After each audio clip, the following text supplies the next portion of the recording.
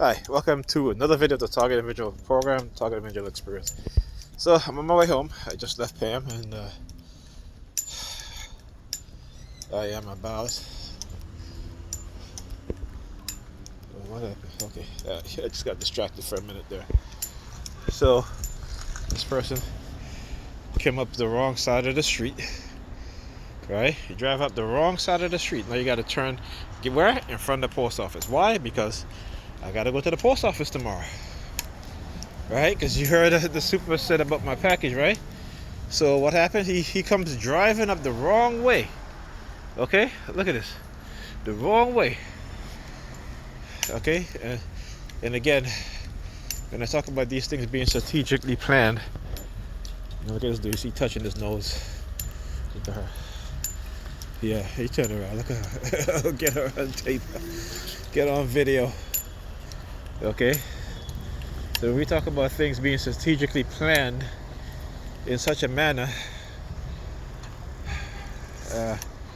because again, they know what they do, okay? So they never delivered the package, right?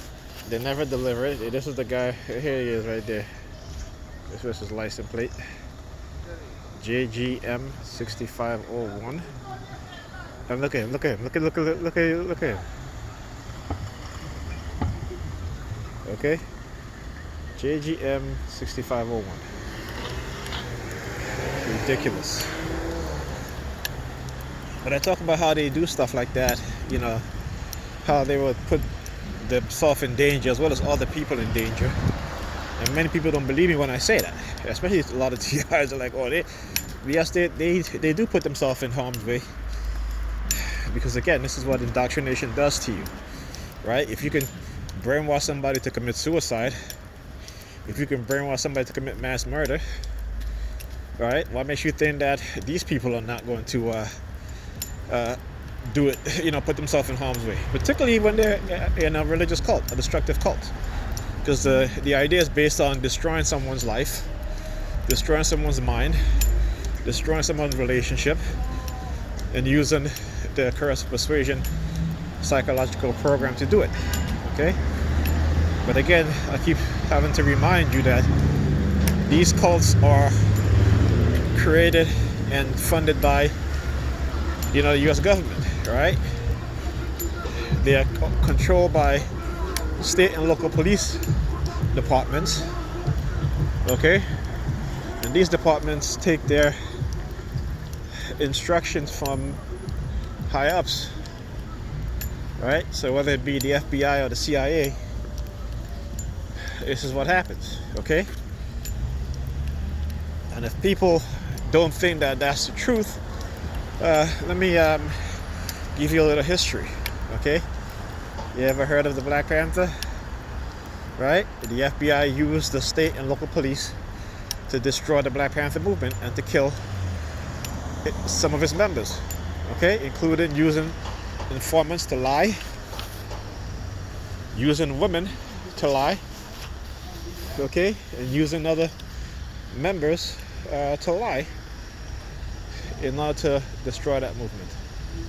And it's not just the Black Panther, there's plenty others, okay, that you and I don't even know about. Right? So,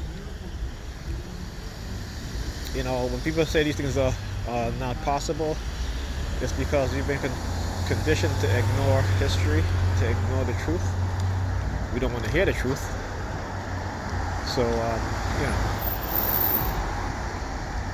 this is what's happening here, right? So, I was by Pam. I went to bring my daughter's gift that I had to go pick up from Target, and I got there.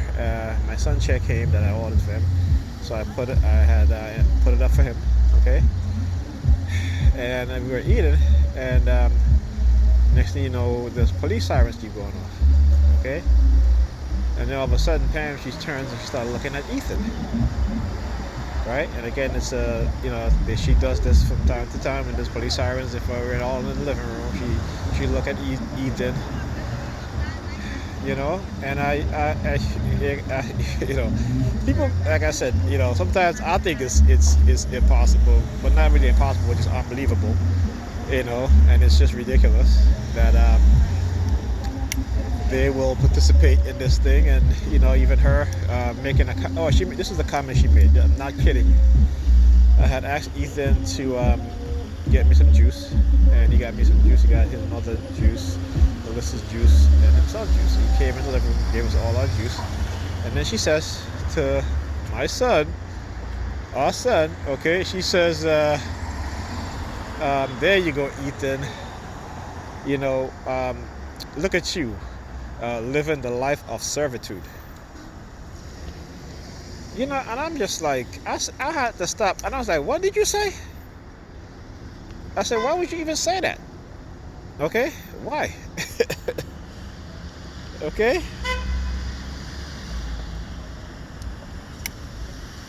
And you know, when I confronted her on it, she looked kind of mad.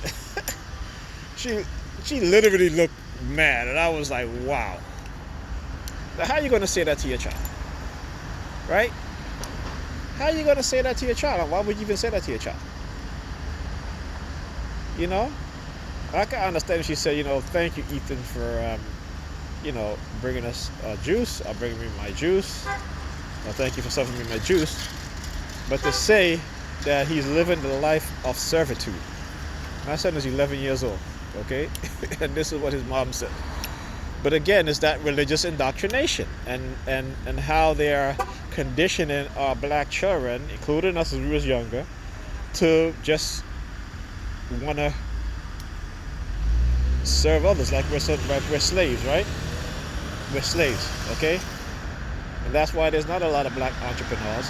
There's not a lot of black, you know, people in fields of that will lead to ownership of businesses and stuff like that, because they put this shit into the minds of our children, and they use us to do it, us as parents, okay?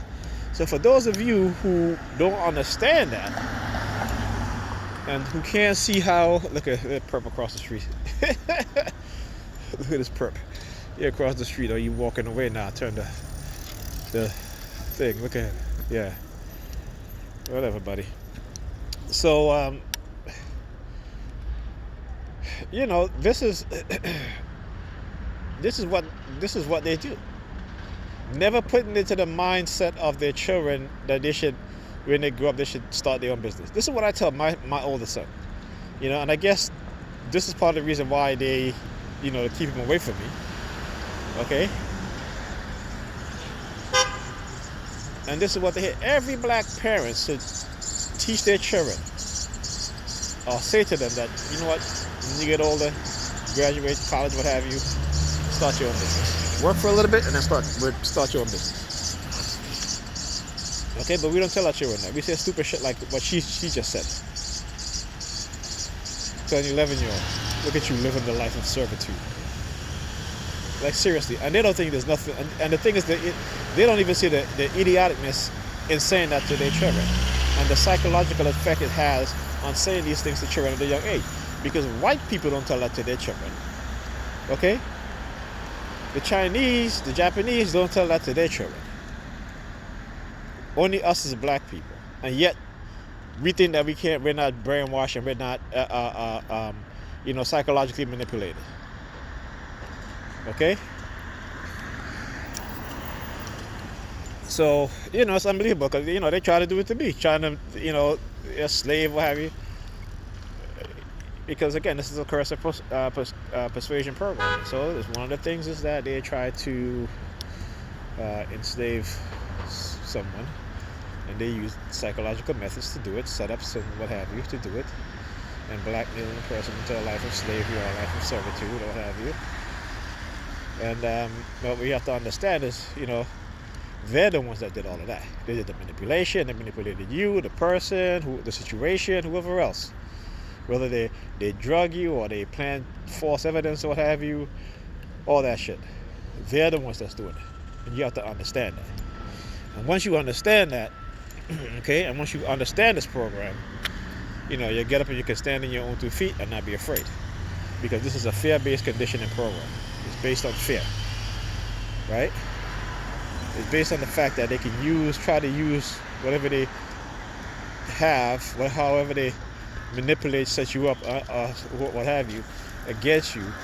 But you gotta expose it, because this is what they're doing, right?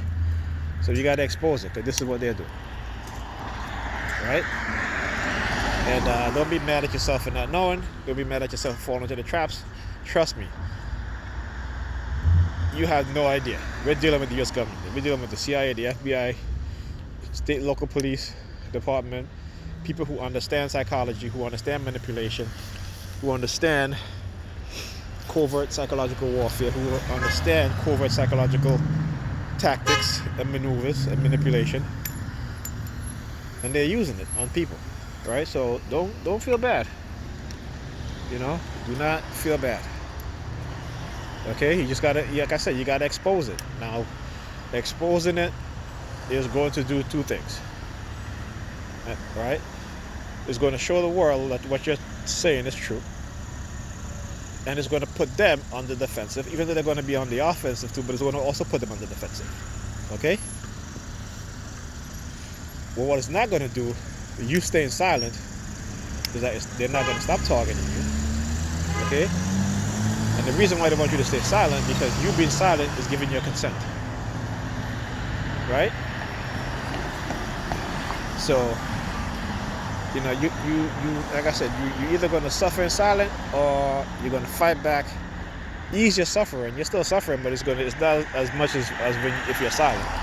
Ease some of your suffering, so that at least you can stop them from causing further damage to your psychological state, all right, or to your psyche. Okay, so you got to understand that.